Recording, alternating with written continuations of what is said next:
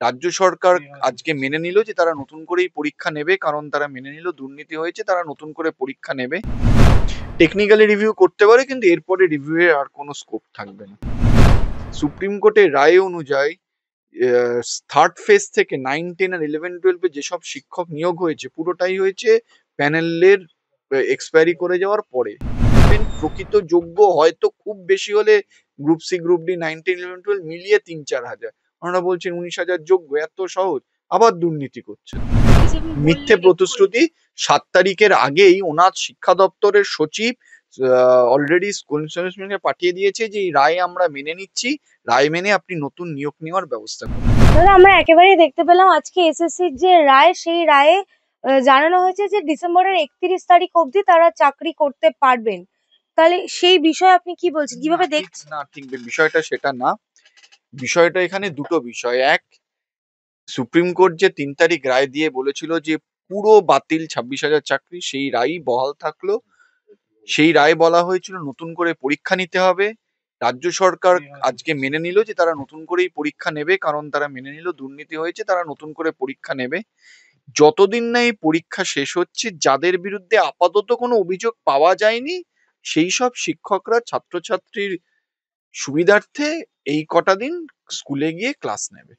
তার মানে এই না যে তারা মানে কন্টিনিউ করে যাবে। তারা যদি পরবর্তী যে পরীক্ষা হবে সেই পরীক্ষায় যদি পাশ করে, তাহলেই তারা চাকরিতে কন্টিনিউ করতে পারবে। আচ্ছা দাদা, এটা কি কোথাও না কোথাও কি স্বস্তি? কারণ কি মুখ্যমন্ত্রী নবান্ন থেকে কিন্তু একেবারে এই কথাই বলেছেন যে সময়টা পেয়েছি আমরা, এটা একটা স্বস্তির বিষয়। আবার মিথ্যাচার করছেন আর কিচ্ছু না। উনি তো বলেছিলেন যে আমরা কাউকে কোনো পরীক্ষা দিতে হবে না। আজকে ওনার সরকারকে রাজ্য সুপ্রিম কোর্টে কার্যত বলে দিয়েছে যে আমরা এই পরীক্ষা দেব, আমরা নতুন পরীক্ষা নেব জাজমেন্ট মিলে। আবার স্বস্তি কি? সেই উনি তো আর যোগ্যদের তালিকা দিতে পারলেন না, সেই ওনাদের তো পরীক্ষায় বসতেই হবে। পরীক্ষায় বসে যোগ্যতা অর্জন করে যে পাবে পাবে, যে পাবে না পাবে না।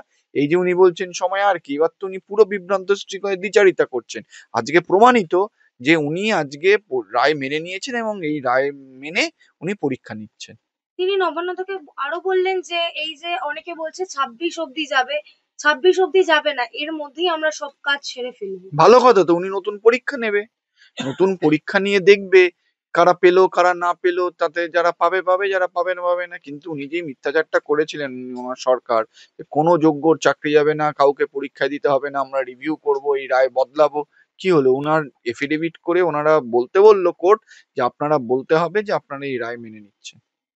কিন্তু রিভিউ করে কি এরপরও কোনো? টেকনিক্যালি রিভিউ করতে পারে, কিন্তু এরপরে রিভিউ এর আর কোনো স্কোপ থাকবে না।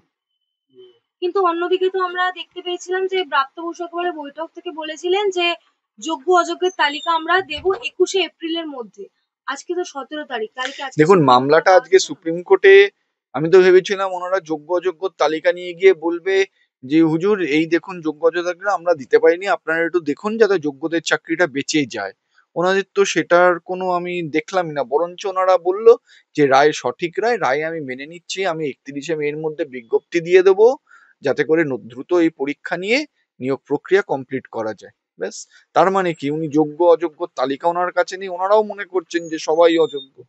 কিন্তু দাদা, এর মাধ্যমে যেটা জানা গেছে যে এসএসসির পক্ষ থেকে নাকি 19,000 তালিকা, মানে 19,000 জনের নাম একটি তালিকাভুক্ত করে অলরেডি দেওয়া হয়েছে ক্রস চেক এটা করার তো জন্য। আরো এটা তো আরো বড় মানে দুর্নীতি। কারণ অলরেডি সুপ্রিম কোর্টের রায় অনুযায়ী থার্ড ফেজ থেকে 9, 10 আর 11, 12 যেসব শিক্ষক নিয়োগ হয়েছে পুরোটাই হয়েছে প্যানেলের এক্সপায়ারি করে যাওয়ার পরে।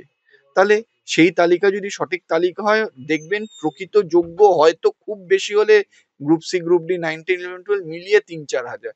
ওনারা বলছেন 19,000 যোগ্য, এত সহজ, আবার দুর্নীতি করছে তো। কিন্তু দাদা, এই যে আজকে রায়, এরপরে তো গ্রুপ সি এবং গ্রুপ ডি পুরোটাই এখনো বাতিলই রয়েছে। 9, 10, 11, 12 ও দাদা বাতিল আছে। গ্রুপ সি, গ্রুপ ডি যেরকম বাতিল, 9, 10, 11, 12 ও বাতিল। যতদিন না এই নতুন নিয়োগ প্রক্রিয়া করা হয় ডিভিশন বেঞ্চ আর সুপ্রিম কোর্টের অর্ডার মেনে, ততদিন কিছু শিক্ষক যাদের বিরুদ্ধে কোনো অভিযোগ নেই তারা পড়াবে। তার মানে এই না যে তারা চাকরিতে বহাল থাকবে, তাদেরও পরীক্ষায় বসে পাশ করলেই তারা চাকরি বহাল থাকবে। বাতিল পুরোটাই। কিন্তু দাদা, অন্যদিকে আমরা দেখতে পেয়েছিলাম এই যে তৃণমূলেরই একজন ছাত্র নেতা বলতে পারেন, দেবাংশু ভট্টাচার্য, তিনি একেবারে বললেন যে শকুনরা যে 20,000-এর মানে 20,000-কে না খাইয়ে মারতে চেয়েছিল, তাদের বাড়াবাতে ছাই পড়লো।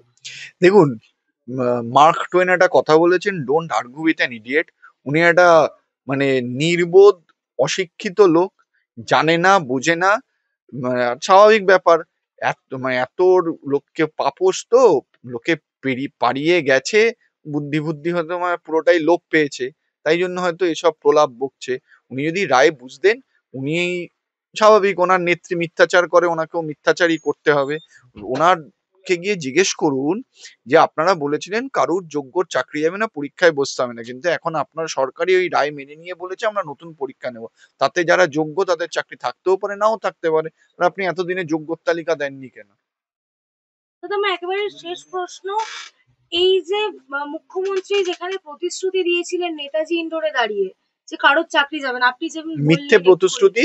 7 তারিখের আগেই ওনার শিক্ষা দপ্তরের সচিব অলরেডি স্কুল কমিশনকে পাঠিয়ে দিয়েছে যে এই রায় আমরা মেনে নিচ্ছি, রায় মেনে আপনি নতুন নিয়োগ নেওয়ার ব্যবস্থা করুন। তাহলে দাদা, নতুন নিয়োগই যদি হয়, তাহলে আবার যোগ্য কে অযোগ্য কি করে কি থাকছে? যদি তালিকা দিয়ে দেওয়া হয় 21টা আর জেলার তাতেও মধ্যে, কোনো লাভ নেই, কারণ ওরা তো নতুন পরীক্ষা নিচ্ছে। সুপ্রিম কোর্ট কি বলেছে? পুরোটা বাতিল, নতুন করে পরীক্ষা নিতে হবে। রাজ্য সরকার তো মেনে নিয়েছে আমরা নতুন পরীক্ষা নেব, তাতে আবার কি যোগ্য কি অযোগ্য?